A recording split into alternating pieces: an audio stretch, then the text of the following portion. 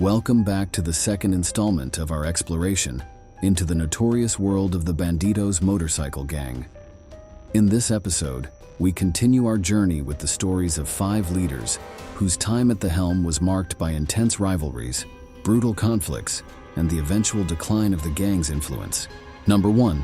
Jason Addison Lee. In the early 2000s, Jason Addison Lee, better known as Dog in the Bandidos circles, becomes a key figure in the Bandidos hierarchy, even before holding any official title. His dedication and hard work earn him not only his nickname, but eventually lead to his promotion to president of the club, a role he embraces wholeheartedly. As president, Jason gains considerable notoriety, but his new position also brings legal troubles. In 2015, he is arrested and charged with extortion, accused of coercing a former Bandidos member into signing over his business to him, although he is later acquitted in 2017. In November 2018, as Victoria, Australia, is on the verge of state elections, local authorities in Melbourne learn of Jason's plan to lead up to 400 motorcycle gang members through the city to their annual meeting. On the day of the event, police are prepared and heavily outnumber the bikers. They intercept the convoy at the predetermined venue, conducting breath and drug tests on all members, checking for licenses, outstanding warrants, and unregistered bikes. The operation results in the arrest of only one member. That same year, Jason is prohibited from acquiring, owning, or using any firearm, a restriction that ultimately leads to his removal from the presidency in the early 2020s. Number 2. Giovanni Muscaderi. In 1959, an Italian immigrant couple in Ontario welcomes a son named Giovanni Muscaderi, who later earns the nickname Boxer as he climbs the ranks of the Bandidos motorcycle gang. Muscaderi's early experiences with bullying kindle his interest in boxing, shaping his tough persona and leading him to join the Annihilators and Loners motorcycle clubs before finally becoming a Bandito in 2002. Shortly after joining, Muscaderi's talents are recognized, and he is appointed vice president of the Canadian chapter. However, just 4 months later, a law enforcement crackdown called Project Amigo results in the arrest of all senior Bandidos officials in Canada. Muscaderi, as the only remaining successor, assumes leadership after the Canadian national president, Alain Brunet, is detained. Leading the club proves challenging for Muscaderi due to his lack of experience and the reluctance of other international club leaders to accept his authority, favoring more seasoned leaders. His efforts to expand the club, including a failed 2003 bid to merge with the Irish Alliance biker gang, are largely unsuccessful. By December 2005, the situation worsens as the American Bandidos leadership expels Muscaderi and his followers due to their failure to generate profits and pay dues, including their monthly membership fees. An officer interviewed by the Globe and Mail's Julian Schar in 2006 explains that the American Bandidos sought to distance themselves from the Canadian operations due to their unprofitability, noting that when a business isn't even breaking even, the decision to shut it down becomes necessary. Sacker. Despite their expulsion, Muscaderi and his loyalists, calling themselves the No Surrender Crew, desperately seek re-entry into the Banditos. This pursuit culminates tragically on the night of April 7, 2006, when a meeting orchestrated by the Winnipeg chapter president, Edmonton Sandom, leads to the deaths of Muscaderi and his associates in what becomes known as the Shedden Massacre. Number 3. George Kriarakis.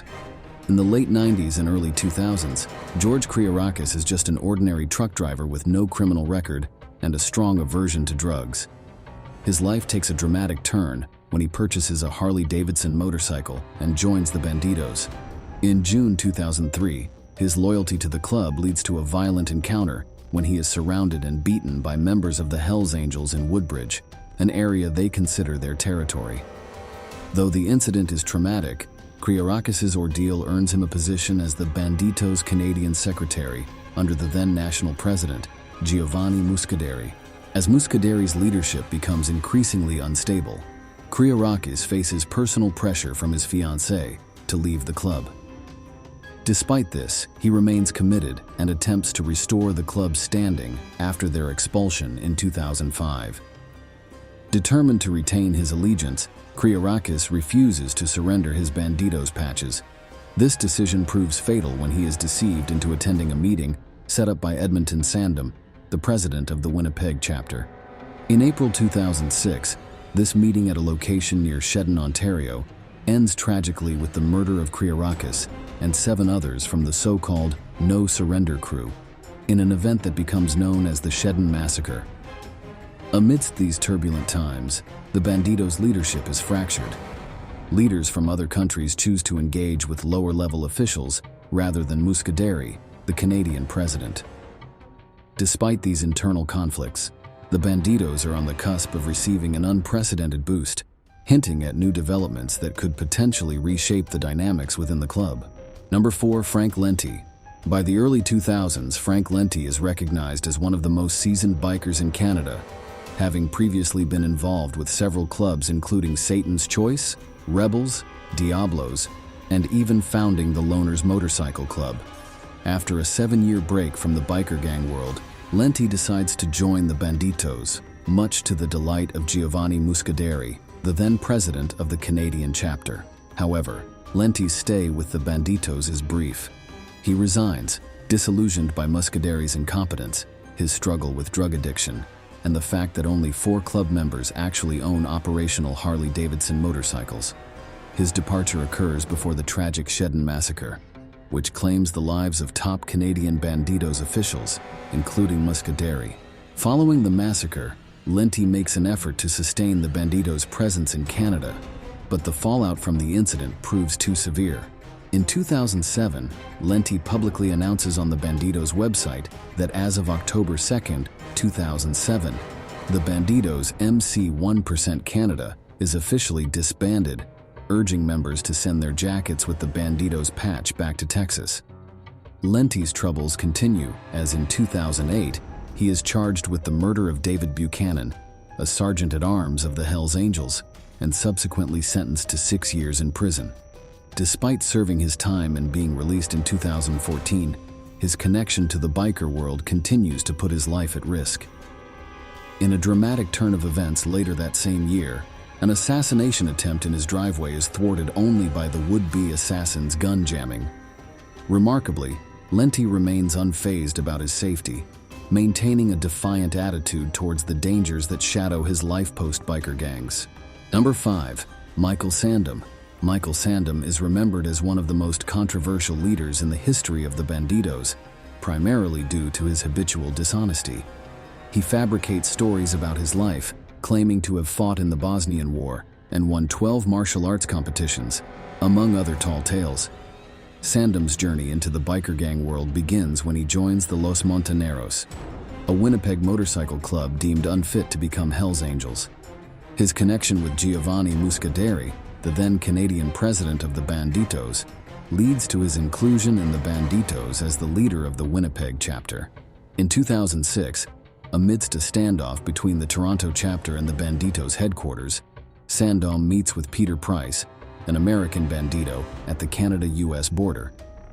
During this meeting, he is tasked with ensuring that Muscaderi and his colleagues, already expelled in 2005, officially surrender their patches. In exchange, Sandom would ascend to the presidency of the Banditos in Canada. This meeting sets in motion the events leading to the Shedden Massacre. Achieving his objective, Sandom inadvertently draws the attention of local law enforcement. Later in 2006, Sandom is arrested in connection with the Shedden Massacre. During his trial, the extent of his deceit becomes widely recognized, to the point of ridicule. Peter Edwards, a correspondent for the Toronto Star, notes that Sandom was seen more as a laughable figure than a formidable gang leader, earning him the derisive nickname George Costanza among some attendees. This trial not only exposes his character but also marks a significant downfall for one of the most infamous figures in the Banditos' history. Thank you for joining us on this riveting journey into the heart of rebellion and reckoning. Until our next story, ride safely and keep seeking the truth.